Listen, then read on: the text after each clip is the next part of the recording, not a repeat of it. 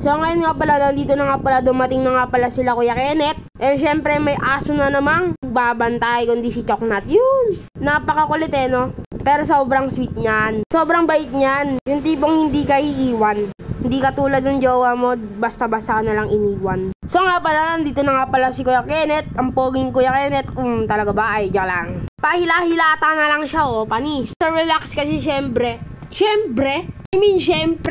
napagod din yan sa bus. Kasi syempre ulit, matagal yung biyahe. So never mind na nga pala yun. Ito na nga pala tayo. Ito na nga pala yung mga dala nila. And yung mga buko pay nga pala ay bebenta nga pala ni Ate Joyce because she's a business mindset. Haha, pero bumili din naman si Tatang ng para sa amin, di ba? Yung para kainin namin, ganun. Kasi syempre hindi lang naman iniisip yung sarili. Hindi katulad ninyo, iniisip nyo lang sarili nyo, kaya ka binasted. Ay, hehe, diyan lang. So ito na nga pala, yan na nga pala, meron din nga pala dala silang avocado and napakakinis na naman ng balat, so hindi pa masyado hinog yan. At meron din naman palang pakwan. Yung dalawang maliit na pakwan. Tsaka syempre may saging din. I mean yung saba. Yan, yung saba. Hindi yan nakakalimutan kapag nagpapadala. Di katulad ng ex mo. Kinalimutan ka lang ng basta-basta.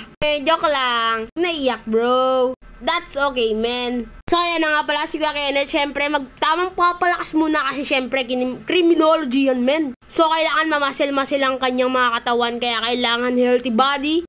Maskulado. Siyempre, dapat matigas. Yun.